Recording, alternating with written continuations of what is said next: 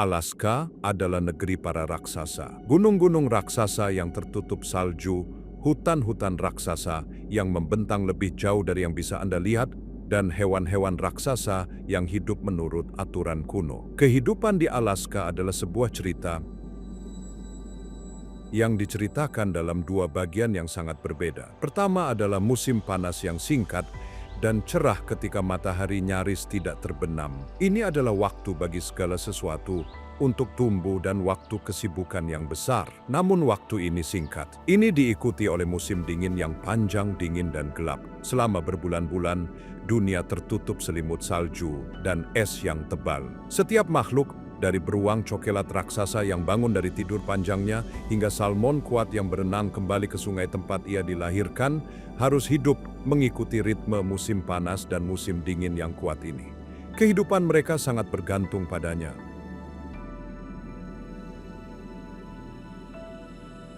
Ini adalah kisah tentang hewan-hewan menakjubkan ini. Kita akan mengikuti mereka melewati hari dan malam mereka. Kita akan melihat bagaimana mereka berburu makanan, bagaimana mereka beristirahat, dan bagaimana mereka melindungi rumah mereka. Kita akan mempelajari rahasia kelangsungan hidup mereka di salah satu tempat terliar yang tersisa di bumi. Pada pandangan pertama, pedalaman Alaska yang luas tampak sebagai lanskap keseragaman yang tak terbatas, lautan cemara dan fir yang membentang hampir 60% dari negara bagian itu. Ini adalah taiga atau hutan boreal, tetapi lautan pepohonan tak berujung ini, jauh dari monoton, adalah mosaik kehidupan yang kompleks, seringkali soliter, dan sangat terspesialisasi. Di sini kelangsungan hidup bergantung pada kemampuan untuk berkembang di lingkungan di mana sumber daya bisa langka dan musim dingin adalah pengepungan berbulan-bulan. Dengan suhu yang secara teratur anjlok di bawah minus 40 derajat Fahrenheit. Ini adalah dunia koneksi yang halus tetapi kuat, di mana kehidupan predator terkait erat dengan mangsanya, dan di mana raksasa dan hantu bergerak melalui lanskap yang menuntut keheningan, kesabaran, dan adaptasi sempurna. Cahaya pertama pagi menyelinap melalui cabang-cabang tebal pohon cemara yang tinggi. Itu melukis bayangan panjang dan abu-abu di tanah bersalju. Dalam cahaya pagi yang tenang ini, seekor raksasa mulai bergerak. Ini adalah rusa besar Alaska, anggota terbesar keluarga rusa di dunia. Jantan dewasa, yang disebut banteng, dapat lebih tinggi dari pria dewasa di bahu, dan beratnya lebih dari mobil kecil, lebih dari 1.500 pon. Tidak seperti karibu, yang bepergian dalam kelompok besar, rusa besar adalah makhluk yang suka menyendiri. Ini adalah raksasa pendiam yang berjalan sendirian di hutan. Hari rusa besar, dari pagi hingga malam, adalah lingkaran sederhana dari dua hal, makan dan beristirahat. Ia harus melakukan ini sepanjang hari untuk memberi makan tubuhnya yang besar. Menu harian rusa besar berubah seiring musim. Di musim dingin yang panjang, seluruh hutan tertutup salju tebal. Bagi rusa besar, satu-satunya makanan yang tersisa adalah ranting-ranting kecil berkayu di ujung pohon willow, birch, dan aspen. Makanan ini tidak terlalu bergizi, jadi rusa besar harus memakannya dalam jumlah besar. Seekor rusa besar dapat makan lebih dari 40 pon ranting hanya dalam satu hari. Saat mereka makan, mereka meninggalkan garis yang jelas di pohon dan semak-semak menunjukkan seberapa tinggi mereka bisa meraih. Ini disebut garis jelajah dan itu adalah tanda bahwa seekor rusa besar pernah ada di sana. Berjalan di salju tebal membutuhkan banyak energi. Untuk menghemat kekuatannya, rusa besar akan sering membuat pekarangan. Ini adalah area kecil di mana ia telah memadatkan salju dengan berjalan di atasnya berulang kali, menciptakan jalur. Jalur-jalur ini membuatnya lebih mudah untuk bergerak di antara tempat makan favoritnya dan tempat istirahatnya tanpa tenggelam ke dalam salju yang dalam. Ketika musim semi akhirnya tiba, dunia berubah, begitu pula makanan rusa besar. Saat salju mencair, tanaman baru mulai tumbuh. Perjalanan harian rusa besar sekarang membawanya ke padang rumput segar dan ke pohon-pohon dengan daun baru yang lembut. Tetapi salah satu makanan favoritnya di musim panas ditemukan di air. Rusa besar akan berjalan langsung ke danau atau kolam dangkal sampai air setinggi dadanya yang besar. Ia mencari tanaman air seperti eceng gondok yang tumbuh di dasar. Untuk mendapatkannya, rusa besar akan menenggelamkan seluruh kepala dan leher panjangnya di bawah air, kadang-kadang selama hampir 1 menit penuh. Bibir atasnya panjang dan fleksibel, dan ia menggunakannya seperti jari untuk mengambil suapan tanaman basah dan lezat itu. Tanaman air ini sangat penting karena mengandung garam dan mineral lain yang tidak bisa didapatkan rusa besar dari tanaman di darat. Ia akan menghabiskan waktu berjam-jam di air, makan, dan menikmati kesejukan. Anda lihat, hal yang sebagian besar orang lupakan tentang rusa besar adalah bahwa itu bukan hanya hewan hutan. Itu juga harus menjadi hewan lahan basah. Semua ranting dan daun yang dimakannya kehilangan bahan utama, garam. Jadi, waktu di air itu bukan hanya untuk mendinginkan diri. Itu adalah misi penting untuk mendapatkan natrium dan mineral yang sangat dibutuhkan tubuhnya untuk bertahan hidup selama 10 bulan lainnya dalam setahun. Tengah hari membawa masalah baru bagi rusa, terutama di musim panas. Tubuhnya yang besar dan bulu tebalnya sangat baik untuk menjaga kehangatan di musim dingin, tetapi dapat membuatnya terlalu panas di musim panas. Dan kemudian ada serangga. Di musim panas Alaska, ada awan lalat penggigit dan nyamuk yang dapat membuat hewan gila. Untuk menghindari panas dan serangga, rusa memiliki rencana harian yang jelas. Ia menemukan tempat yang sejuk dan teduh jauh di dalam hutan dan berbaring, atau ia akan kembali ke kolam atau danau favoritnya dan berdiri di air yang sejuk selama berjam-jam. Setelah makan besar, rusa membutuhkan waktu untuk mencerna makanannya. Ini disebut pemamah biakan. Seperti sapi, rusa memiliki perut khusus dengan 4 bagian berbeda. Ini membantunya memecah makanan keras dan berserat yang dimakannya. Jadi, setelah pagi yang panjang mencari makan, rusa akan menemukan tempat yang aman dan tersembunyi untuk berbaring dan membiarkan perutnya bekerja. Saat ia beristirahat, telinganya yang besar selalu bergerak, mendengarkan suara sekecil apapun, patahnya ranting yang bisa berarti serigala atau beruang ada di dekatnya. Penglihatannya tidak terlalu bagus, tetapi indera pendengarannya dan indera penciumannya yang menakjubkan menebus kekurangannya. Kehidupan rusa yang tenang dan menyendiri terganggu oleh 2 peristiwa yang sangat penting setiap tahun. Yang pertama adalah di musim semi, yaitu musim kelahiran. Setelah mengandung bayinya selama sekitar 8 bulan, rusa betina yang disebut induk akan menemukan tempat yang sangat terpencil untuk melahirkan. Ia biasanya memiliki 1 bayi yang disebut anak rusa. Jika ada banyak makanan, ia mungkin memiliki anak kembar. Anak rusa yang baru lahir memiliki berat sekitar 30 pon, seluruhnya adalah kaki dan pada awalnya sedikit goyah, tetapi dalam 1 jam ia bisa berdiri dan hanya dalam beberapa hari ia bisa berlari lebih cepat dari manusia. Selama tahun pertama hidupnya, anak rusa akan tinggal bersama ibunya. Ia adalah pelindung yang sangat gigih. Ia akan menyerang apapun, bahkan beruang grizzly, yang ia anggap sebagai ancaman bagi bayinya. Kehidupan sehari-harinya adalah campuran antara makan untuk dirinya sendiri dan mengawasi anaknya, mengajarkan apa yang harus dimakan dan di mana menemukan tempat teraman. Peristiwa besar kedua terjadi di musim gugur. Ini adalah musim kawin yang disebut rut. Rusa jantan yang tenang dan pendiam berubah sepenuhnya. Tubuhnya dipenuhi hormon yang disebut testosteron yang membuatnya berani dan bertekad. Kulit berbulu halus yang disebut beludru pada tanduk raksasanya mengering dan ia menggosokkannya pada pohon, menunjukkan tulang yang keras dan mengkilap di bawahnya. Tanduk-tanduk ini luar biasa, lebarnya bisa mencapai 6 kaki dan beratnya lebih dari 70 pon. Itu adalah salah satu hal yang tumbuh paling cepat di seluruh kerajaan hewan. Hutan yang sunyi kini dipenuhi dengan suara panggilan rusa jantan yang keras dan mendengus. Ia mencari betina dan menantang rusa jantan lainnya. Ketika 2 rusa jantan besar bertemu, Mereka akan bersaing, mereka menundukkan kepala dan menyerang, membenturkan tanduk besar mereka. Suara itu bergema di seluruh hutan. Kontes ini untuk membuktikan siapa yang terkuat dan siapa yang berhak kawin dengan betina. Ini adalah satu-satunya waktu dalam setahun ketika rusa yang menyendiri mencari rusa lain. Raksasa dari utara ini adalah simbol kekuatan di hutan. Tetapi bahkan hewan sebesar ini memiliki kelemahan. Ia diburu oleh beruang dan kawanan serigala, tetapi sekarang ia menghadapi jenis musuh baru yang sangat kecil.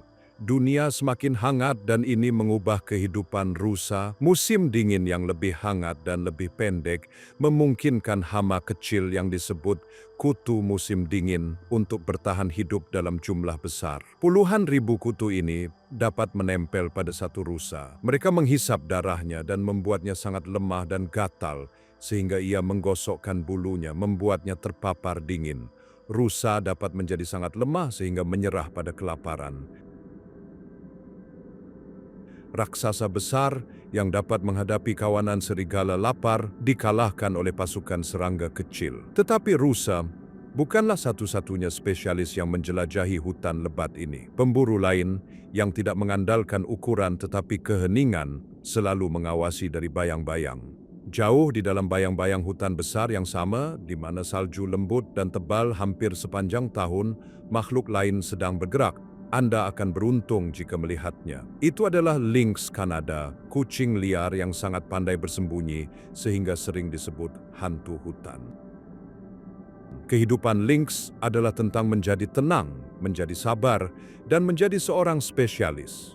Segala sesuatu tentang lynx dirancang dengan sempurna untuk berburu di dunia salju.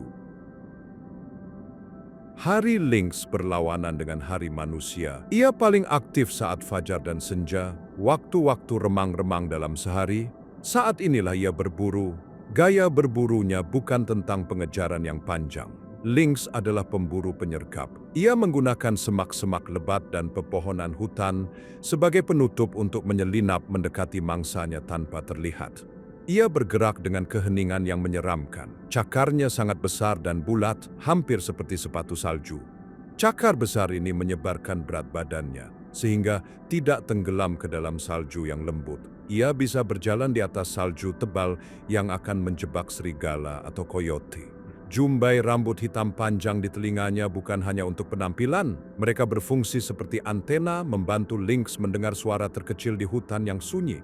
Ia dapat mendengar decitan kecil tikus di bawah salju atau desiran pelan kelinci yang mencoba bersembunyi. Perburuan lynx adalah pelajaran utama dalam kesabaran. Ia akan berjalan perlahan melalui wilayahnya, yaitu area tempat ia tinggal dan berburu.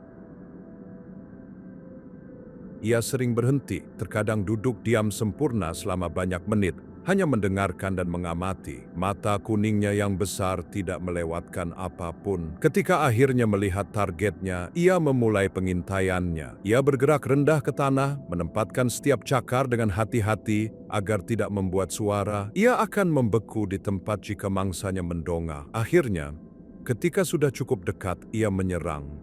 Ia meledak maju dalam beberapa lompatan kuat, menempuh beberapa kaki dalam 1 detik. Ia mendarat di mangsanya dengan cakar tajam dan gigitan cepat ke leher. Ada satu hewan yang lebih penting bagi lynx daripada hewan lainnya, kelinci salju. Tak ada yang menyadarinya sampai hutan benar-benar sunyi.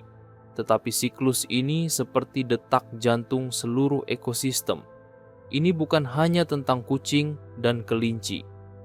Tumbuh-tumbuhan yang dimakan kelinci, predator yang lebih kecil yang juga memburu mereka. Semuanya terikat pada denyut 10 tahun ini. Seluruh hutan menahan napasnya menunggu untuk melihat ke arah mana angka-angka itu akan bergerak. Kucing hutan adalah spesialis sedemikian rupa sehingga hingga 97% dari makanannya adalah satu hewan ini. Kehidupan kucing hutan dan kelinci salju terhubung dalam siklus yang terkenal. Jumlah kelinci naik turun seiring waktu dalam pola yang berlangsung sekitar 10 tahun. Ketika ada banyak kelinci, kucing hutan memiliki banyak makanan. Mereka sehat dan mereka memiliki keluarga besar dengan 4 atau 5 anak kucing. Di tahun-tahun baik ini, hutan tampak penuh dengan kucing hantu ini. Setelah perburuan yang sukses di masa kelimpahan, kucing hutan mungkin tidak memakan seluruh kelinci sekaligus. Ia akan menyeret sisa makanannya ke tempat tersembunyi dan menguburnya di bawah salju. Ini menjaga makanan tetap segar dan aman dari pemakan bangkai. Sisa hari kucing hutan adalah tentang menghemat energi.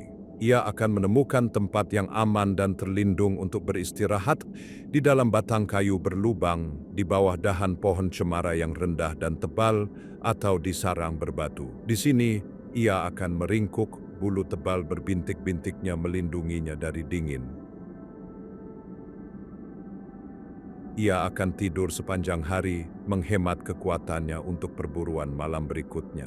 Tetapi ketika populasi kelinci menurun drastis, seperti yang selalu terjadi, kehidupan bagi kucing hutan menjadi sangat-sangat sulit. Di tahun-tahun sulit ini, rutinitas harian kucing hutan adalah pencarian makanan yang putus asa. Ia harus berburu lebih lama dan melakukan perjalanan jauh lebih jauh untuk menemukan makanan. Seekor kelinci menjadi hadiah yang berharga. Kucing hutan mungkin mencoba berburu hewan lain seperti tupai atau burung, tetapi makanan kecil ini tidak cukup untuk menopangnya. Di masa-masa sulit ini, banyak anak kucing hutan tidak bertahan hidup dan beberapa orang dewasa bahkan kelaparan. Kehidupan pemburu pendiam adalah perjalanan konstan di roller coaster kelimpahan atau kelaparan, semuanya didikte oleh kehidupan dan kematian kelinci salju.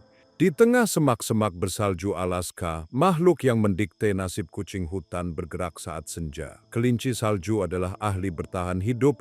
Hidupnya adalah permainan petak umpet berisiko tinggi yang konstan. Rutinitas hariannya diatur oleh satu tujuan tunggal yang sangat besar, jangan sampai dimakan.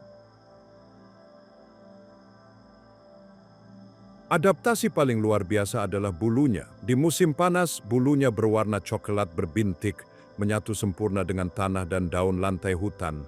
Tetapi seiring hari-hari memendek di musim gugur, perubahan luar biasa terjadi. Bulu coklat rontok dan digantikan oleh bulu putih tebal dan cemerlang, membuatnya hampir tidak terlihat di salju. Kakinya juga istimewa, kaki belakangnya sangat besar dan ditutupi bulu lebat dan kaku.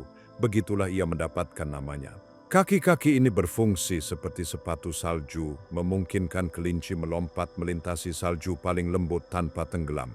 Kelinci paling aktif pada malam hari, fajar dan senja, ketika bayangan panjang, dan ia memiliki lebih banyak perlindungan. Pada siang hari, ia beristirahat. Tetapi istirahatnya bukanlah tidur nyenyak. Ia menemukan tempat berlindung yang disebut bentuk, yaitu lekukan dangkal di salju atau di bawah dahan rendah yang menggantung.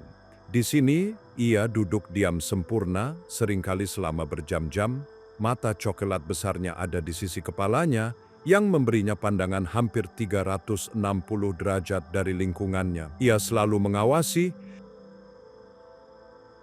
dan telinga besarnya selalu bergerak-gerak mendengarkan suara ranting patah atau langkah kaki diam seekor kucing hutan. Ketika kegelapan tiba, pencarian makanan harian kelinci dimulai. Ia bergerak melalui hutan dalam serangkaian lompatan cepat dan berliku-liku, mengikuti jejak familiar yang telah dibuatnya di salju. Di musim dingin, makanannya adalah makanan keras yang sama dengan rusa, ranting, tunas, dan kulit pohon kecil, serta semak-semak. Ia harus menghabiskan waktu berjam-jam mengunyah untuk mendapatkan energi yang cukup. Ia selalu waspada, berhenti setiap beberapa saat untuk berdiri di kaki belakangnya, mengendus udara, dan mendengarkan.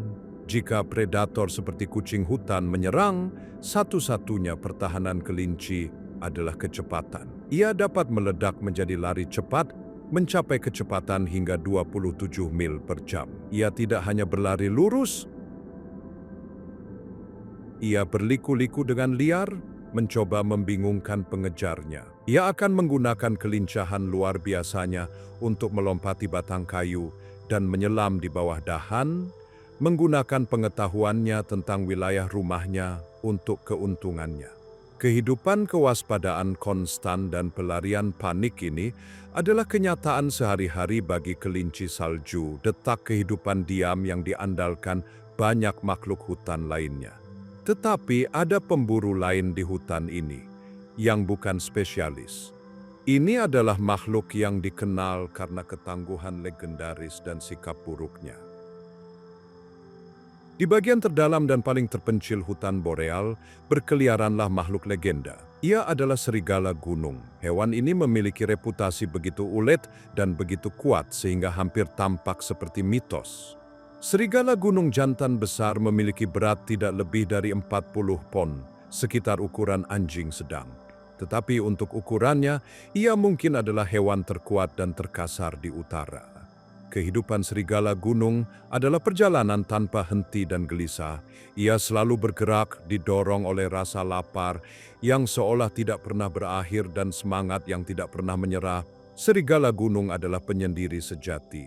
Ia tidak memiliki wilayah kecil yang nyaman. Sebaliknya, ia menjelajahi wilayah jelajah yang sangat luas, yang bisa lebih besar dari 200 mil persegi. Seluruh tubuhnya dibangun untuk kehidupan yang selalu bergerak ini. Kakinya besar dan datar, dan ia memiliki cakar yang bisa keluar sedikit seperti kucing. Fitur-fitur ini membantunya bergerak di atas salju tebal tanpa tenggelam, dan ia sepertinya memiliki energi tanpa batas. Seekor serigala gunung dapat menempuh puluhan mil dalam satu hari tanpa berhenti. Nama ilmiahnya adalah gulo-gulo, yang berasal dari kata Latin untuk sepelahap. Ini adalah nama yang bagus untuk hewan dengan metabolisme cepat yang harus terus-menerus mencari makanan. Hari serigala gunung tidak pernah sama. Ia adalah oportunis ulung, artinya ia akan mengambil setiap kesempatan yang bisa didapatnya untuk menemukan makanan. Ia adalah pemburu yang baik. Ia akan mengejar hewan-hewan kecil seperti kelinci, marmot, dan tupai. Ia bahkan akan menggali mereka keluar dari liang bawah tanahnya. Tetapi bakat sebenarnya adalah dalam memakan bangkai. Ia memiliki indera penciuman yang luar biasa dan dapat mendeteksi bau hewan mati dari bermil-mil jauhnya, bahkan jika terkubur jauh di bawah salju. Sebagian besar hari serigala gunung dihabiskan untuk berliku-liku melintasi wilayahnya, dengan hidung ke bawah, mengendus udara, mencari bau makanan gratis. Serigala gunung memiliki rahang yang sangat kuat. Mereka cukup kuat untuk menggigit daging beku dan bahkan menghancurkan tulang rusa untuk mendapatkan sumsum di dalamnya. Ini memungkinkannya memakan bangkai yang ditinggalkan hewan lain. Sikapnya yang gigih adalah legendaris.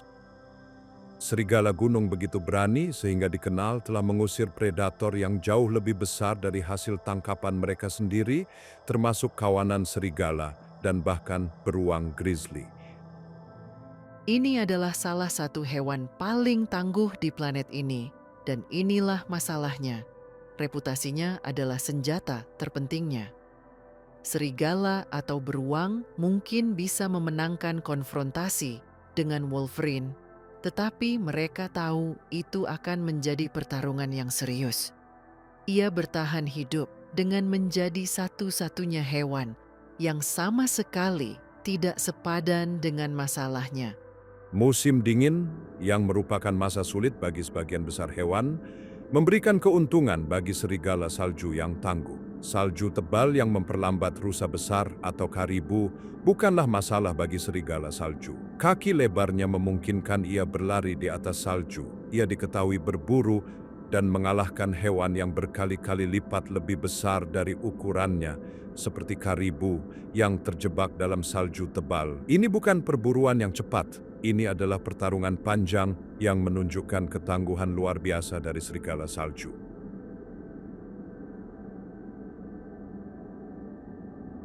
Serigala salju juga cerdas. Ia tahu bahwa makanan besar tidak akan bertahan selamanya, jadi ia menyimpan makanan untuk nanti. Rutinitas hariannya seringkali mencakup penyimpanan makanan. Ia akan merobek bangkai besar menjadi potongan-potongan yang lebih kecil dan menguburnya di tempat yang berbeda. Ia mungkin menguburnya di salju, di celah dalam, pada beberapa batu, atau di atas pohon.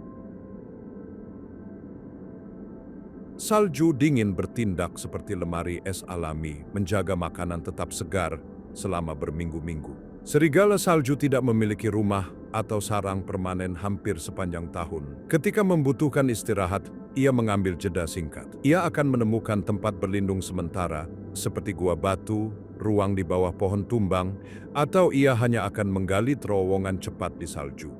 Ia beristirahat hanya selama beberapa jam sebelum bangun dan bergerak lagi, selamanya mencari makanan berikutnya. Serigala salju sangat teritorial. Ia berpatroli di tepi jangkauan rumahnya yang luas, meninggalkan tanda aroma dari kelenjar khusus. Pesan-pesan berbau ini adalah peringatan yang jelas bagi serigala salju lainnya. Ini adalah wilayahku, jangan masuk. Karena makanan sangat sulit ditemukan, melindungi rumahnya adalah masalah kelangsungan hidup bagi serigala salju. Petarung terkuat di hutan, menjalani kehidupan yang sepi, sebuah perjalanan tanpa henti yang penuh kelaparan dan tekad. Sepanjang sungai berliku yang membelah hutan Alaska, makhluk lain terbangun di sarangnya saat senja. Ini adalah berang-berang, seorang pembangun ulung dan hewan yang sepenuhnya mengubah dunia di sekitarnya. Hari berang-berang dimulai saat matahari terbenam, karena sebagian besar beraktivitas di malam hari. Ia menyelinap keluar dari pintu masuk bawah air sarangnya, sebuah keajaiban teknik yang terbuat dari lumpur dan ranting, dan diam-diam meluncur ke dalam kolam yang ia ciptakan. Kehidupan sehari-hari berang-berang adalah siklus pembangunan, patroli, dan makan. Tugas terpentingnya adalah memelihara bendungannya. Bendungan itulah yang menciptakan kolam dalam yang melindungi sarangnya dari predator seperti serigala dan serigala salju. Setiap malam, berang-berang berenang di sekitar kolamnya, memeriksa bendungan apakah ada kebocoran. Jika menemukan titik lemah, ia segera bekerja. Ia menyelam ke dasar untuk mengambil lumpur dan batu dengan cakar depannya, membawanya ke dadanya. Kemudian, ia menggunakan giginya yang kuat untuk memotong dahan-dahan kecil dan dengan ahli menganyamnya ke dalam struktur, merekatkannya dengan lumpur. Setelah pemeriksaan bendungan, saatnya makan. Berang-berang adalah vegetarian. Makanan favorit mereka adalah kulit kayu dan daun pohon aspen, dedalu, dan betula yang lembut. Berang-berang akan berenang ke tepi kolamnya dan pergi ke darat untuk mencari pohon yang cocok. Gigi depannya yang besar dan oranye sangat tajam dan tidak pernah berhenti tumbuh, menjadikannya sempurna untuk menggerogoti kayu. Ia dapat menebang pohon setebal 5 inci hanya dalam beberapa menit. Setelah pohon tumbang, berang-berang memotongnya menjadi bagian-bagian yang dapat diatur dan menyeretnya kembali ke air. Air memudahkan pengangkutan dahan-dahan berat ini kembali ke sarangnya atau ke tempat penyimpanan makanan bawah airnya.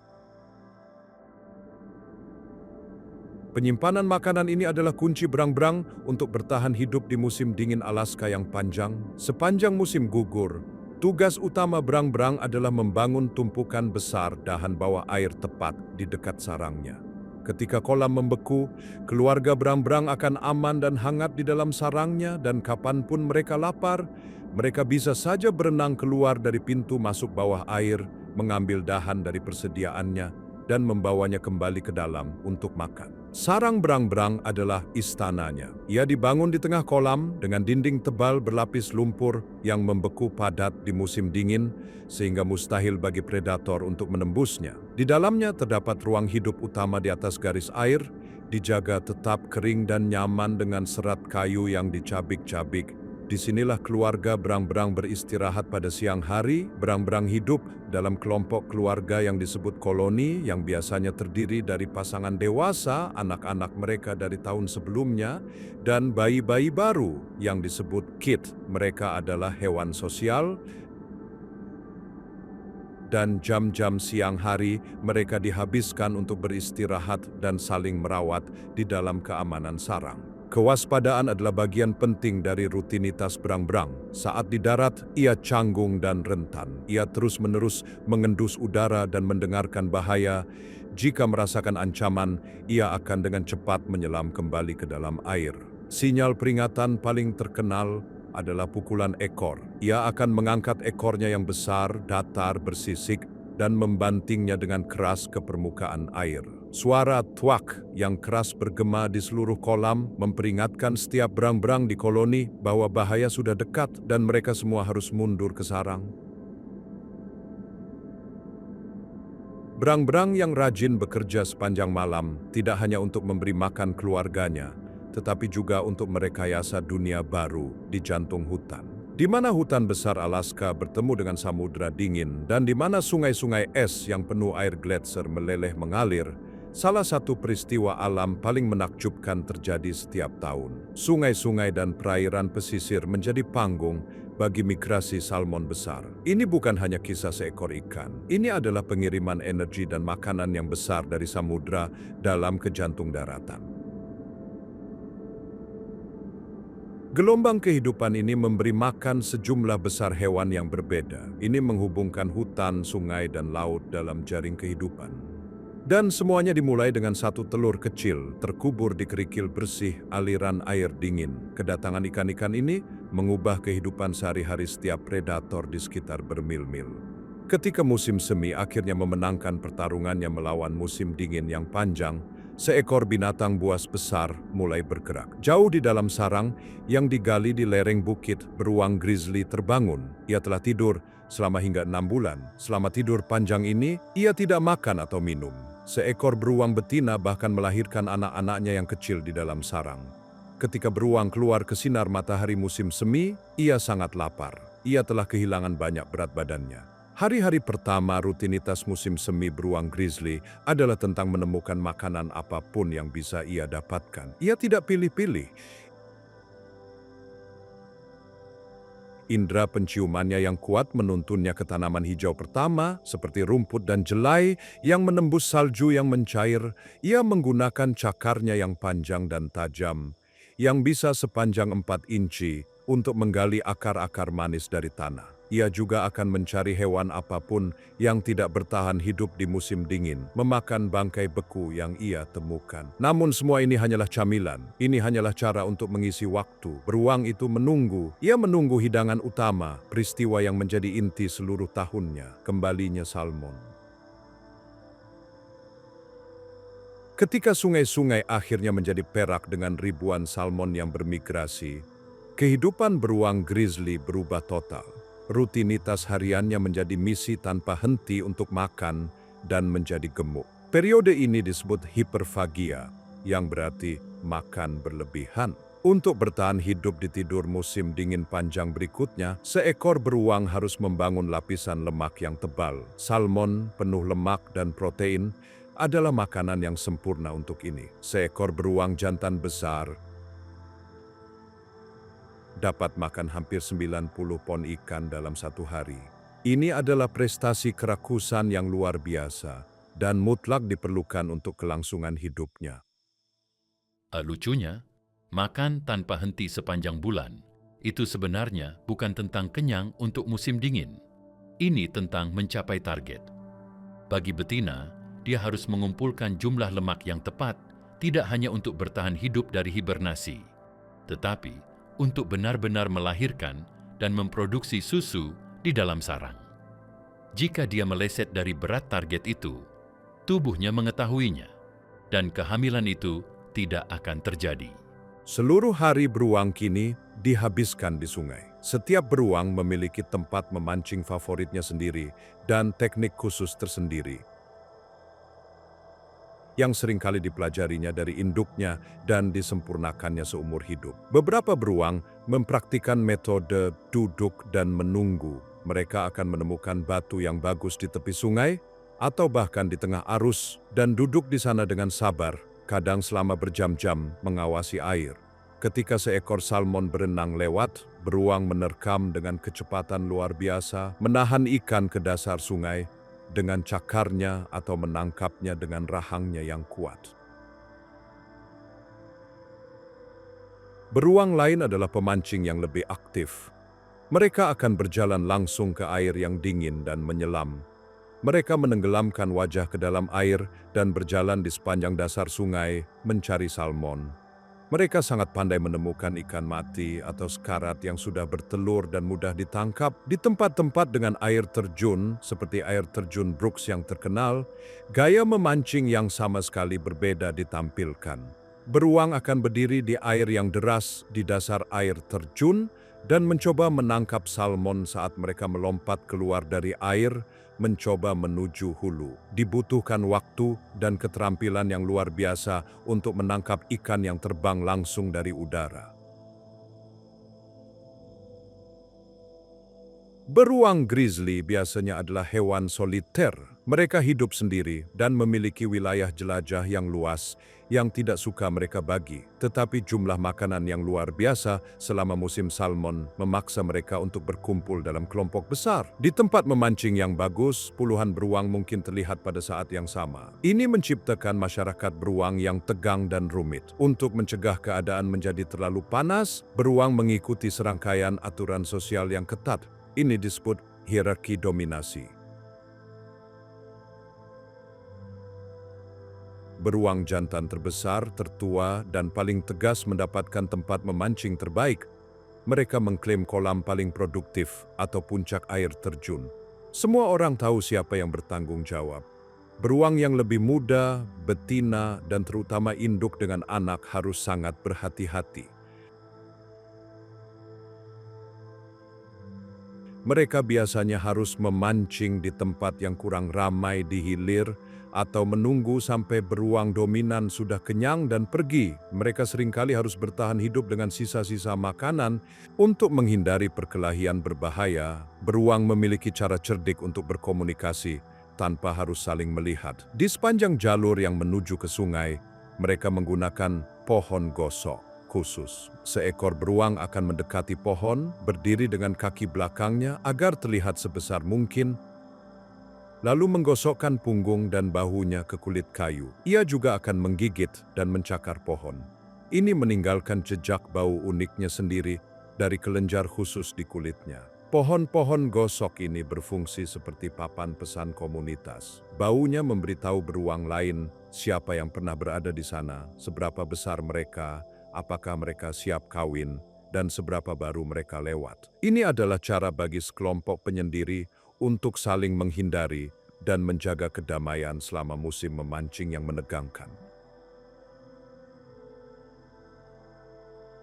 Ketika beruang tidak memancing, rutinitasnya sederhana, istirahat dan mencerna. Setelah kenyang makan salmon, ia akan menemukan tempat yang nyaman tidak terlalu jauh dari sungai.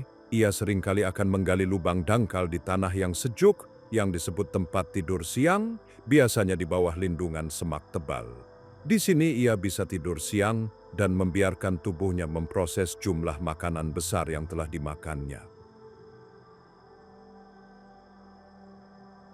Bagi seekor induk beruang, tidak ada istirahat. Kehidupan sehari-harinya sangat menegangkan. Ia harus makan cukup untuk dirinya sendiri agar bertahan hidup di musim dingin, tetapi ia juga harus menghasilkan susu kaya untuk anak-anaknya yang sedang tumbuh. Pada saat yang sama, ia harus terus-menerus mengawasi bahaya.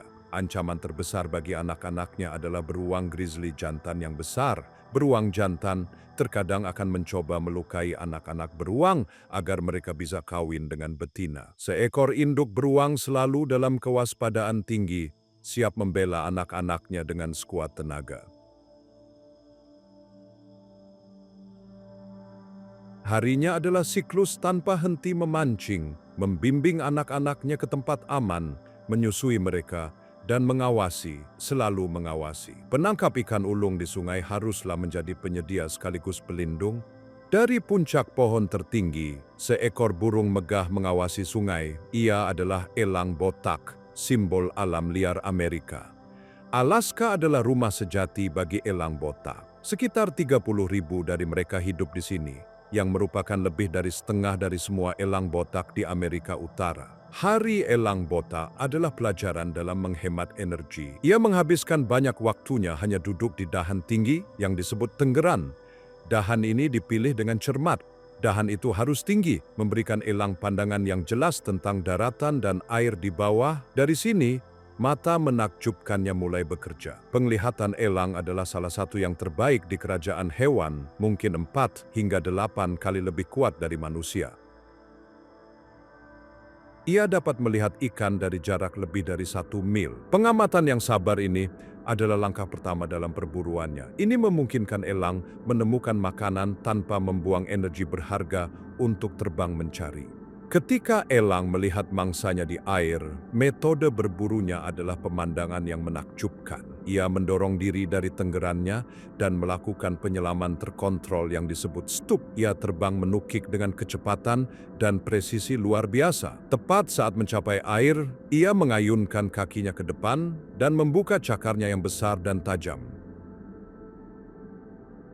Ia menyambar ikan dari tepat di bawah permukaan air tanpa bahkan membasahi tubuhnya. Bagian bawah kakinya kasar dan cakarnya panjang serta melengkung yang membantunya mendapatkan cengkraman yang kuat pada ikan yang licin dan menggeliat. Tetapi elang bukan hanya pemburu, ia juga oportunis yang cerdik. Rutinitas hariannya fleksibel, ia akan makan apapun yang paling mudah didapat. Ia berburu ikan, tetapi ia juga berburu burung lain seperti bebek dan mamalia kecil seperti tupai. Ia juga tidak takut menjadi pemakan bangkai. Ia akan dengan senang hati memakan hewan mati yang ditemukannya. Dan ia sedikit bajak laut. Elang adalah ahli praktik yang disebut kleptoparasitisme, yang merupakan kata mewah untuk mencuri makanan dari hewan lain. Sasaran favoritnya adalah burung pemancing lain yang disebut osprey. Elang akan mengejar dan mengganggu osprey di udara sampai burung yang lebih kecil itu menjatuhkan ikan yang sulit didapatnya. Kemudian, elang akan menukik dan dengan terampil menangkap ikan di udara sebelum menyentuh air. Selama musim salmon, hidup elang menjadi jauh lebih mudah. Perjuangan harian untuk mencari makanan berakhir, banyak sekali elang berkumpul di sepanjang sungai. Rutinitas mereka berubah dari berburu menjadi mencari makan dengan mudah. Ada begitu banyak salmon mati dan sekarat di air dan di tepi sungai sehingga elang bisa berpesta sepanjang hari. Masa kelimpahan ini sangat penting, terutama bagi elang muda yang masih belajar cara berburu untuk diri mereka sendiri. Di musim semi, fokus elang bergeser dari sekadar bertahan hidup menjadi membesarkan keluarga. Elang botak biasanya kawin seumur hidup. Mereka sangat setia pada wilayah dan sarangnya. Setiap tahun mereka kembali ke daerah yang sama untuk berkembang biak. Pekerjaan harian mereka di musim semi adalah semua tentang sarang. Jantan dan betina bekerja sama untuk membangun salah satu struktur paling menakjubkan di dunia hewan. Mereka mengumpulkan ranting dan dahan dan menyatukannya di puncak pohon tua yang besar. Tahun demi tahun, mereka menambahkan lebih banyak ranting ke sarang. Seiring waktu, sarang-sarang ini bisa menjadi sangat besar. Mereka bisa memiliki lebar 9 kaki dan berat lebih dari 1 ton. Ini adalah sarang pohon terbesar dari burung manapun di dunia. Setelah sarang siap, betina bertelur 1 hingga 3 telur. Sejak saat itu, induk-induk berbagi pekerjaan. Hari mereka menjadi rotasi tugas yang konstan. Satu induk akan mengerami telur untuk menjaganya tetap hangat, sementara yang lain pergi berburu. Ketika anak-anak, yang disebut elang muda, akhirnya menetas, pekerjaan berlipat ganda. Mereka tidak berdaya dan sangat lapar. Induk-induk menghabiskan sepanjang hari, setiap hari, terbang bolak-balik, membawa ikan dan makanan lain ke sarang dan merobeknya menjadi potongan-potongan kecil untuk memberi makan bayi-bayi mereka yang menuntut. Kelangsungan hidup pengawas baru di langit ini sangat bergantung pada kesehatan sungai di bawah mereka. Dari tenggerannya yang tinggi, elang melihat segalanya, sungai yang berkelok-kelok, hutan yang lebat, dan perairan pesisir. Tetapi tatapannya juga melayang ke atas, ke puncak-puncak bergerigi yang menggores langit, sebuah alam batu dan es yang curam, yang tampaknya tanpa kehidupan. Di sini, angin melolongkan lagu yang sepi dan tanah selamanya mencoba melepaskan diri ke jurang. Tampaknya ini adalah tempat yang mustahil untuk ditinggali, namun bahkan di sini, di dunia vertikal ini, ada ahli bertahan hidup. Mereka bukan burung, melainkan pendaki berkaki 4 yang memperlakukan tebing curam seperti tangga. Jauh di atas batas pohon, di mana udara tipis dan dingin, hiduplah kambing gunung. Ia bukan kambing sejati, melainkan hewan unik Amerika Utara, peninggalan zaman es yang sempurna dibangun untuk hidup di tepi.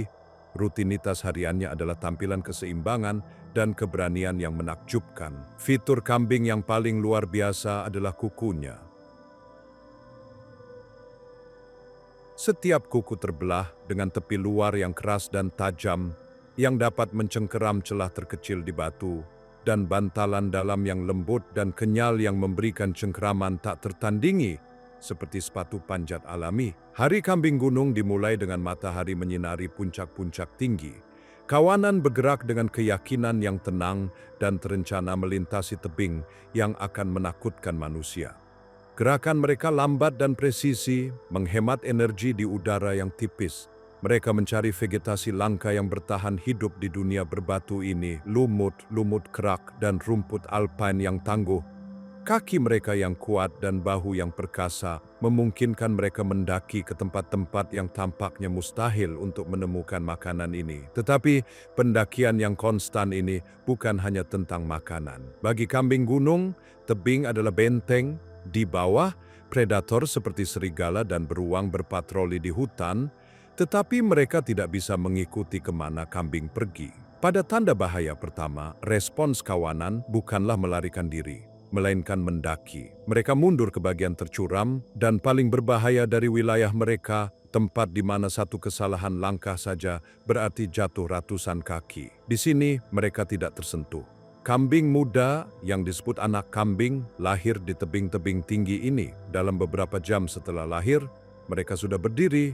Indera keseimbangan bawaan mereka sudah bekerja. Kehidupan sehari-hari, induk mereka adalah pelajaran ketangguhan, mengajari anaknya jalur mana yang aman dan di mana makanan terbaik dapat ditemukan. Seiring berjalannya musim semi, kambing-kambing melepaskan bulu tebal musim dingin mereka, meninggalkan gumpalan bulu putih yang tersangkut di bebatuan.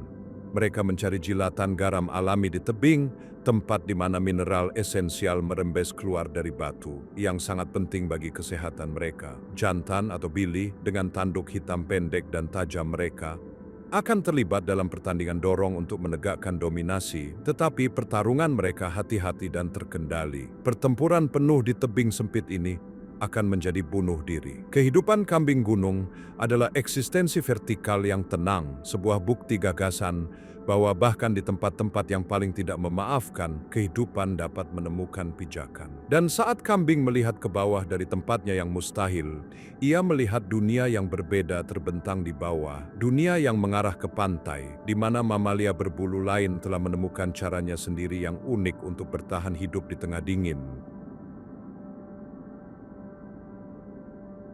Namun hawa dingin bukan hanya tantangan di pegunungan. Itu adalah ciri khas pesisir Arktik dan tundra yang luas. Tempat laut bertemu dengan daratan yang membeku. Di sini, bertahan hidup menuntut serangkaian keterampilan yang berbeda, terutama bagi seorang pemburu, sementara grizzly besar mengandalkan ukuran dan serigala pada kerja tim.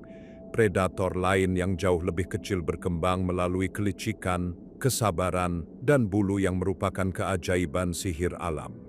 Ini adalah rubah Arktik. Di musim dingin, ia adalah hantu. Bulu putih bersihnya membuatnya hampir tak terlihat di tengah salju dan es. Bulu ini adalah aset terbesarnya. Bulunya sangat tebal, dengan bulu bawah yang lebat dan rambut pelindung yang panjang, memberikan insulasi yang sangat efektif sehingga rubah bahkan tidak mulai menggigil sampai suhu turun di bawah minus 70 derajat Fahrenheit. Perburuan musim dingin hariannya adalah mahakarya mendengarkan. Ia berpatroli di tundra, kepalanya dimiringkan mendengarkan suara samar lemming dan tikus vol yang bergerak di terowongan mereka jauh di bawah salju. Ketika ia menemukan target, ia melakukan teknik berburu yang luar biasa. Ia melompat tinggi ke udara, melengkungkan tubuhnya, dan menyelam dengan hidung lebih dulu ke dalam salju, menyambar hewan pengerat yang tidak curiga itu dari dunia tersembunyinya.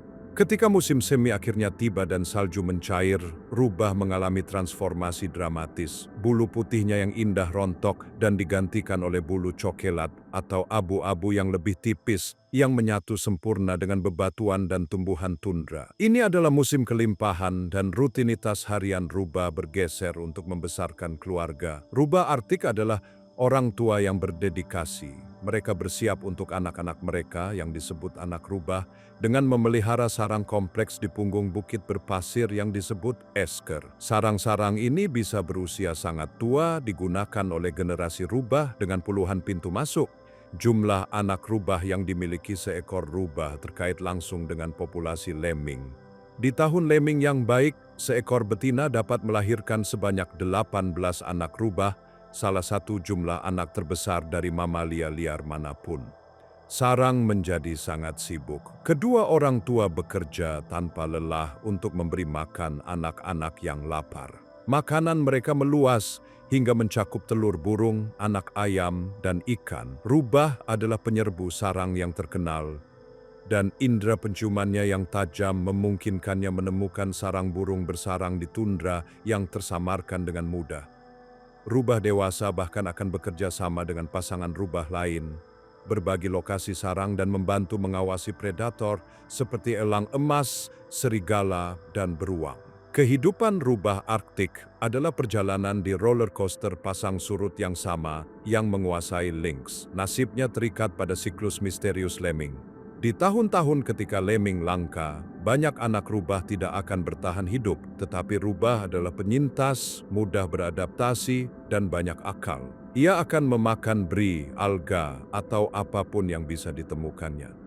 Ia adalah pemburu kecil namun ulet, simbol ketahanan yang dibutuhkan untuk menjalani hidup di ruang terbuka yang luas di ujung utara, sebuah daratan yang ia bagi dengan spesialis es kuno lainnya. Mengambang telentang di perairan pesisir yang dingin, seekor berang-berang laut memulai harinya.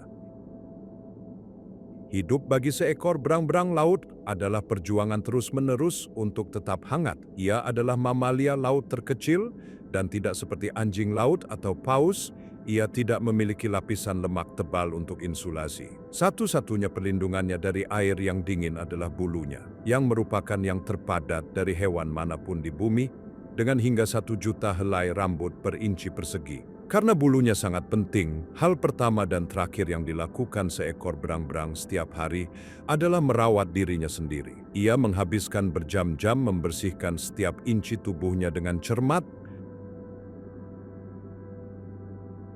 menggunakan cakarnya untuk menggosok dan mengembungkan bulunya. Ini memerangkap lapisan gelembung udara di dekat kulitnya yang berfungsi seperti pakaian selam kedap air, menjaga agar air dingin tidak pernah menyentuh kulitnya. Jika bulunya kotor atau kusut karena minyak, ia kehilangan perlindungan ini dan bisa menyerah pada dingin dengan sangat cepat. Upaya terus-menerus untuk tetap hangat ini membutuhkan energi yang sangat besar. Untuk mengisi tungku internalnya, seekor berang-berang laut memiliki metabolisme yang sangat cepat dan harus makan 1/4 dari berat badannya dalam makanan setiap hari. Jadi, setelah sesi perawatan pagi harinya, sisa harinya didedikasikan untuk mencari makanan. Berang-berang akan menarik napas dalam-dalam dan menyelam ke dasar laut. Ia menggunakan kumisnya yang sensitif dan cakar depannya yang lincah untuk mencari makanan favoritnya, bulu babi, kepiting, kerang, dan siput. Ia akan mengumpulkan beberapa benda dan menyimpannya di kantung kulit longgar di bawah ketiaknya, seperti tas belanja bawaan. Kembali ke permukaan, berang-berang mengapung telentang dan mengubah dadanya menjadi meja makan. Disinilah ia menunjukkan kecerdasannya yang luar biasa. Jika ia memiliki kerang atau bulu babi bercangkang keras, ia akan sering menggunakan alat. Ia akan mengangkat batu dari dasar, meletakkannya di dadanya, dan membenturkan cangkang ke batu sampai pecah. Setelah makan, ia membersihkan dirinya sendiri dengan cermat lagi. Ketika tiba waktunya untuk beristirahat, berang-berang memiliki cara yang menawan untuk memastikan mereka tidak hanyut. Mereka akan sering menemukan sehelai rumput laut raksasa yang panjang dan membungkus diri mereka dengannya, menggunakannya sebagai jangkar. Berang-berang sering beristirahat bersama dalam kelompok besar yang disebut rakit. Rakit berang-berang laut yang sedang tidur, semuanya berpegangan tangan atau terbungkus rumput laut, adalah salah satu pemandangan paling menawan di Laut Alaska. Kehidupan sehari-hari berupa perawatan, berburu, dan penggunaan alat yang cerdas ini menjadikan berang-berang laut lebih dari sekadar hewan lucu. Ia adalah penjaga ekosistemnya. Dengan memakan begitu banyak bulu babi, ia mencegah mereka menghancurkan hutan rumput laut bawah air yang indah, yang merupakan habitat vital bagi ratusan makhluk laut lainnya. Meluncur tanpa suara melalui saluran dingin yang dalam di pesisir Alaska, sekelompok orca memulai harinya dengan cahaya pertama. Ini bukan hanya paus, mereka adalah predator teratas di lautan dengan masyarakat dan budaya kompleks yang diturunkan dari generasi ke generasi. Kehidupan orca atau paus pembunuh adalah kehidupan keluarga, komunikasi, dan perburuan yang sangat cerdas. Kelompok ini adalah pusat dunia orca. Ini adalah kelompok keluarga yang dipimpin oleh betina tertua, sang matriark. Dia adalah penjaga pengetahuan kelompok. Dia tahu tempat terbaik untuk berburu, saluran teraman untuk bepergian, dan teknik yang dibutuhkan untuk menangkap berbagai jenis mangsa. Anak-anaknya dan anak-anak perempuannya tetap bersamanya sepanjang hidup mereka, membentuk keluarga yang erat dengan ikatan yang tak terpisahkan. Hari mereka adalah perjalanan yang konstan, patroli wilayah laut mereka yang luas. Mereka menggunakan bentuk komunikasi yang canggih untuk tetap berhubungan dan mengoordinasikan tindakan mereka. Mereka membuat serangkaian bunyi klik, siulan, dan panggilan.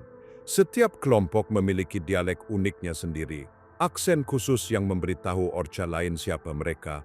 Berburu menyita sebagian besar rutinitas harian mereka. Apa yang mereka buru tergantung pada budaya mereka. Di Alaska ada dua jenis utama orca. Orca penghuni hanya memakan ikan, terutama salmon. Perburuan harian mereka melibatkan penggunaan ekolokasi, memantulkan bunyi klik dari ikan untuk menemukannya, dan bekerja sama untuk menggiring salmon menjadi bola yang rapat sebelum memangsanya satu persatu.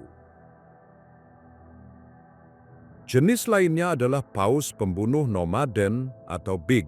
Orca-orca ini adalah pemburu mamalia laut. Target mereka adalah anjing laut, singa laut, dan bahkan anak paus yang lebih besar. Teknik berburu mereka sama sekali berbeda. Mereka berburu dalam keheningan mutlak untuk menghindari terdengar oleh mangsa mereka yang memiliki pendengaran tajam. Mereka bergerak dalam kelompok yang lebih kecil dan lebih tersembunyi, sering menggunakan garis pantai berbatu sebagai penutup. Perburuan biasa adalah mahakarya strategi dan kerja tim. Mereka mungkin bekerja sama untuk menciptakan gelombang besar untuk membersihkan anjing laut dari bongkahan es. Atau mereka mungkin mengejar singa laut dalam estafet terkoordinasi dengan anggota kelompok yang berbeda secara bergiliran untuk membuat mangsa lelah. Setelah perburuan yang berhasil, makanan selalu dibagikan di antara seluruh kelompok sesuai dengan peringkat sosial mereka. Istirahat bagi orca tidak seperti tidur bagi manusia. Mereka harus tetap sadar untuk bernapas. Mereka beristirahat dengan berenang perlahan dan mematikan hanya separuh otak mereka pada satu waktu, dengan satu mata terbuka. Kelompok itu akan sering berbaris dan bergerak bersama dalam pola yang lambat dan ritmis saat mereka beristirahat. Kehidupan orca adalah kisah kecerdasan yang luar biasa dan ikatan keluarga yang mendalam, budaya bertahan hidup yang diturunkan melalui kebijaksanaan sang matriark. Tundra bergetar dengan suara seperti guntur yang jauh. Itu adalah suara ratusan ribu kuku yang bergerak. Ini adalah migrasi besar karibu, perjalanan tanpa henti yang menetapkan ritme kehidupan di Arktik. Beberapa kawanan menempuh perjalanan lebih dari 2.700 mil dalam satu tahun. Perjalanan terpanjang dari hewan darat manapun di bumi. Ini bukan pengembaraan acak, ini adalah perjalanan yang tepat dan kuno yang didorong oleh pencarian makanan dan keamanan yang konstan.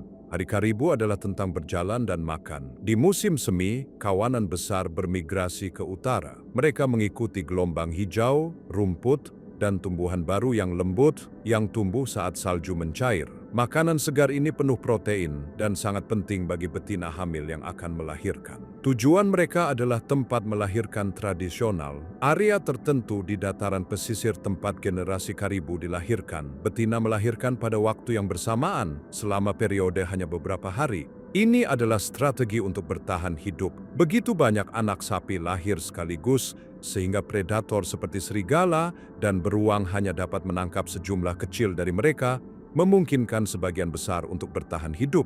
Anak sapi yang baru lahir sudah bisa berdiri dalam 1 jam dan dalam 1 hari ia bisa mengikuti kawanan. Ini sangat penting karena kawanan tidak pernah berhenti bergerak. Penyiksaan terbesar di musim panas bukanlah predator, tetapi serangga. Gerombolan besar nyamuk dan lalat penggigit mengganggu karibu tanpa henti. Untuk melarikan diri dari mereka, kawanan terus bergerak, seringkali ke punggung bukit yang berangin atau tepat ke tepi pantai tempat angin laut menawarkan sedikit kelegaan. Hari karibu adalah keseimbangan konstan antara makan dan mencoba melarikan diri dari awan serangga yang menjengkelkan ini. Di musim gugur, perjalanan berbalik, kawanan berbelok ke selatan menuju perlindungan hutan boreal untuk musim dingin. Ini juga merupakan waktu kawin, musim kawin.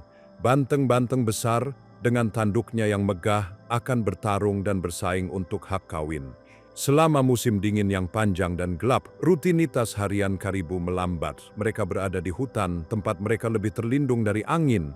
Sumber makanan utama mereka sekarang adalah lumut, tanaman yang terlihat seperti lumut dan tumbuh di tanah serta pohon. Untuk mendapatkannya, mereka harus menggunakan kuku mereka yang besar seperti skop untuk menggali salju. Mereka menghabiskan hari-hari, mereka menggali dan makan, mencoba menghemat energi sebanyak mungkin dalam cuaca dingin yang intens. Migrasi besar adalah bentuk budaya hewan, peta hidup daratan, yang diturunkan dari generasi ke generasi. Pengetahuan kuno ini sekarang ditantang oleh perubahan iklim yang mengubah waktu musim dan membuat peta kuno mereka kurang dapat diandalkan.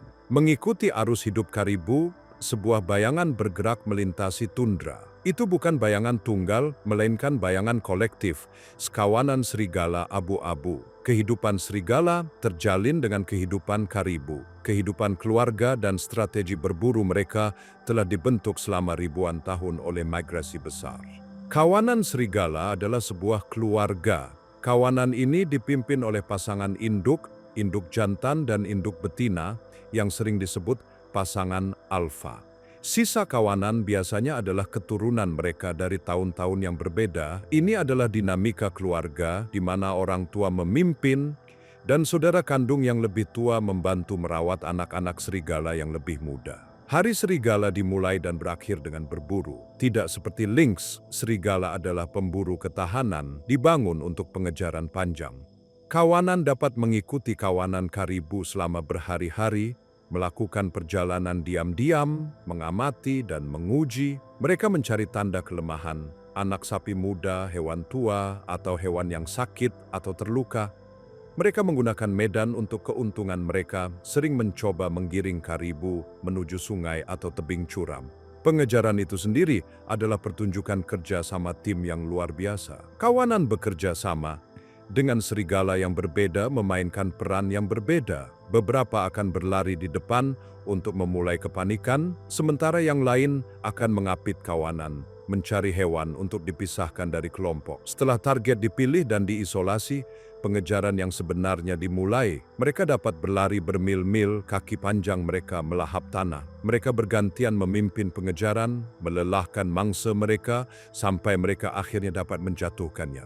Setelah perburuan yang berhasil, kawanan makan bersama, tetapi ada urutannya. Pasangan induk makan terlebih dahulu, tetapi mereka memastikan bahwa setiap orang, terutama anak-anak serigala, mendapatkan bagian. Jika anak-anak serigala terlalu muda untuk ikut berburu, para dewasa akan menelan potongan daging dan membawanya kembali ke sarang di perut mereka.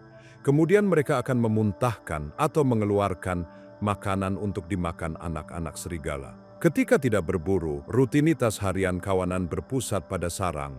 Ini terutama benar di musim semi ketika anak-anak serigala lahir. Sarang biasanya adalah lubang yang digali di lereng bukit berpasir. Ini adalah tempat aman dan hangat bagi generasi baru. Seluruh kawanan bekerja untuk melindungi sarang dan memberi makan induk betina dan anak-anaknya. Sisa hari mereka dihabiskan untuk beristirahat, bermain, dan memperkuat ikatan keluarga mereka. Mereka sangat sosial dan penuh kasih sayang satu sama lain, sering menyapa satu sama lain dengan jilatan dan ekor yang bergoyang. Komunikasi adalah lem yang menyatukan kawanan. Mereka menggunakan bahasa postur tubuh yang kompleks, posisi ekor, telinga, bibir mereka, untuk menunjukkan suasana hati mereka. Mereka juga menandai tepi wilayah luas mereka dengan aroma dari urin mereka. Ini memberitahu kawanan serigala lain bahwa tanah ini sudah diambil, dan tentu saja mereka melolong. Lolongan bukanlah tanda kesepian, itu adalah lagu keluarga. Itu adalah cara untuk mengumpulkan kawanan sebelum berburu, untuk memperingatkan serigala lain agar menjauh, dan untuk sekadar merayakan ikatan yang membuat mereka tetap hidup di alam liar yang keras. Kehidupan serigala adalah kisah keluarga, kerja sama tim, dan hubungan mendalam dengan kawanan besar yang mereka ikuti. Di dataran berangin di tundra Arktik yang tinggi, sekelompok makhluk aneh berbulu lebat berdiri melawan angin. Mereka terlihat seperti sesuatu dari zaman es, dan dalam beberapa hal memang begitu. Ini adalah muskoxen, penyintas kuno yang telah hidup di Arktik selama ribuan tahun. Kehidupan sehari-hari mereka adalah pelajaran tentang cara bertahan hidup di salah satu tempat terdingin dan paling berangin di bumi. Hari muskox sederhana, makan dan istirahat, tetapi dengan mata yang selalu waspada terhadap keselamatan. Makanan utama mereka adalah rumput pendek, sedge, dan willow yang tumbuh di tundra. Di musim panas makanan lebih melimpah dan mereka menyebar untuk merumput. Tetapi di musim dingin, mereka harus menggunakan kuku keras mereka untuk menembus salju yang mengeras dan tertiup angin untuk mendapatkan tanaman kering di bawahnya. Apa yang membuat muskox benar-benar istimewa adalah bulunya. Ia memiliki lapisan luar rambut pelindung yang panjang dan berbulu lebat yang hampir bisa menyentuh tanah. Ini berfungsi seperti rok pelindung, menjaga angin dan salju menjauh. Di bawah ini adalah lapisan bawah yang lembut dan padat yang disebut kifiut. Ini adalah salah satu wol terhangat di dunia, 8 kali lebih hangat dari wol domba. Bulu yang luar biasa ini memungkinkan muskox hidup di tundra terbuka sepanjang musim dingin tanpa memerlukan pelindungan hutan. Tetapi hidup di tempat terbuka berarti tidak ada tempat untuk bersembunyi dari pemangsa, terutama serigala. Untuk melindungi diri mereka sendiri, muskoxen telah mengembangkan salah satu strategi pertahanan paling efektif di kerajaan hewan. Pada tanda bahaya pertama, kawanan tidak lari. Sebaliknya, mereka dengan cepat membentuk lingkaran pertahanan atau barisan dengan semua dewasa menghadap keluar. Anak-anak sapi muda terlindung dengan aman di tengah lingkaran. Dengan wol tebal mereka, tanduk tajam, dan dinding otot padat yang menghadap musuh, mereka menyajikan benteng yang hampir tidak mungkin ditembus oleh kawanan serigala. Mereka akan mempertahankan posisi mereka tidak bergerak selama berjam-jam jika perlu. Kehidupan sosial harian muskox adalah tentang kawanan. Mereka hidup dalam kelompok sekitar 10 hingga 20 hewan. Di musim panas, selama musim kawin, banteng-banteng akan terlibat dalam kontes adu kepala yang luar biasa untuk menentukan siapa yang terkuat. Mereka akan mundur, menyerbu dengan kecepatan penuh, dan membenturkan tanduk mereka yang besar dan seperti helm dengan suara yang berderak seperti tembakan senapan di seluruh tundra. Kehidupan muskox adalah bukti kekuatan kerja sama tim dan kemampuan untuk berdiri bersama melawan tantangan terberat yang dapat dilemparkan Arktik kepada mereka. Lebih jauh ke utara, di mana tundra bertemu dengan samudra Arktik yang beku, sesosok makhluk soliter berjalan melintasi hamparan luas es laut. Itu adalah beruang kutub, predator darat terbesar di dunia, dan penguasa tak terbantahkan dunia beku ini. Seluruh kehidupan beruang kutub terikat pada es laut. Ini adalah dunia yang kini mencair.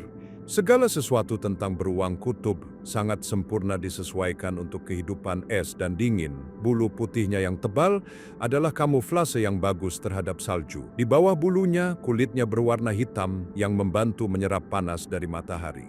Lapisan lemak tebal atau blubber setebal hingga 4,5 inci membuatnya tetap hangat di air yang membeku.